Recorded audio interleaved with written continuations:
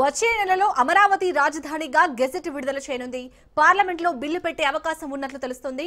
న్యాయ విభాగ అధికారులు చెప్పిన అంశాలపై సిఆర్డీఏ దృష్టి పెట్టింది.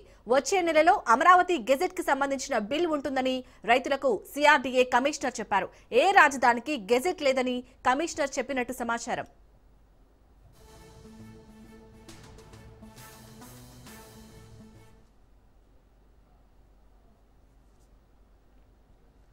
వచ్చే నెలలో అమరావతి రాజధానిగా గెజెట్ విడుదల చేయనుంది.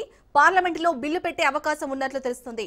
న్యాయ విభాగ అధికారులు చెప్పిన అంశాలపై సిఆర్డీఏ దృష్టి పెట్టింది.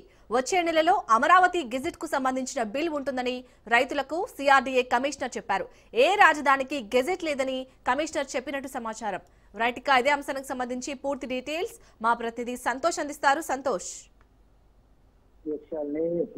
ఏపీ రాజధాని అమరావతికి సంబంధించి ఒక గెజిట్ అనేది అసెంబ్లీలో కావచ్చు, అదేవిధంగా పార్లమెంట్ లో బిల్లు పెట్టే యోచనలు అయితే ఉన్నట్టు కూడా ప్రభుత్వం తెలుస్తా ఉంది. ఎందుకంటే ప్రభుత్వాలు మారుతున్నప్పుడు ఇటు రాజధాని అంశాలు అయితే కనుక తెరపైకి వస్తున్నటువంటి నేపథ్యంలోనే భూములు ఇచ్చినటువంటి రైతులు ఆ యొక్క అంశాన్ని అయితే కనుక కూటమి ప్రభుత్వం దృష్టికి తీసుకెళ్లడం, సీఎం చంద్రబాబు నాయుడు తోటి నేరుగా అయితే కనుక కూటమి ప్రభుత్వం అధికారంలోకి వచ్చిన అనంతరం రైతులతోటి ముచ్చటించడం జరిగింది. ఈ యొక్క రైతులతోటి ప్రస్తావించినటువంటి ఈ యొక్క అంశాలు చూసుకున్నట్లయితే కనుక అమరావతి రాజధానిగా కొనసాగించాలి అన్న నిర్ణయాన్ని అయితే కనుక కూటమి ప్రభుత్వం తీసుకోవాలంటే కూడా రైతులు సీఎం చంద్రబాబు నాయుడుకి అయితే కనుక సూచించినట్టు తెలుస్తోంది. ఈ నేపథ్యంలోనే దీనికి సంబంధించి ఒక బిల్లును అనేది ప్రవేశపెడతామంటూ కూడా మాట ఇచ్చినటువంటి నేపథ్యంలోనే ఇప్పుడు దీనికి సంబంధించి బిల్లు అనేది ప్రవేశపెట్టే యోచనలు అయితే కనుక అడుగులు వేస్తున్నట్టు కూడా తెలుస్తోంది. ఈ నేపథ్యంలోనే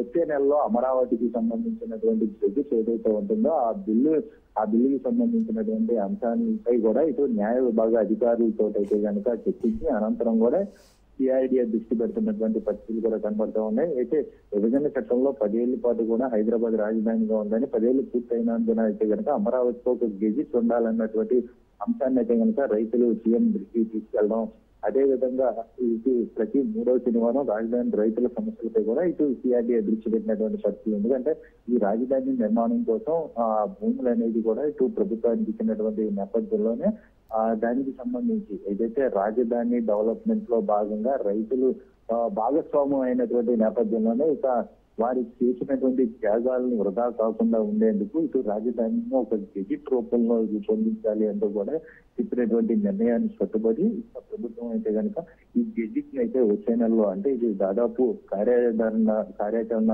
రూపంలో వచ్చేదానికి కూడా దాదాపు ఒక 2 నెలల సమయం పట్టే అవకాశాలు ఎక్కువగా కనబడుతున్నట్టు తెలుస్తూ ఉంటాను. Right, thank you Santosh.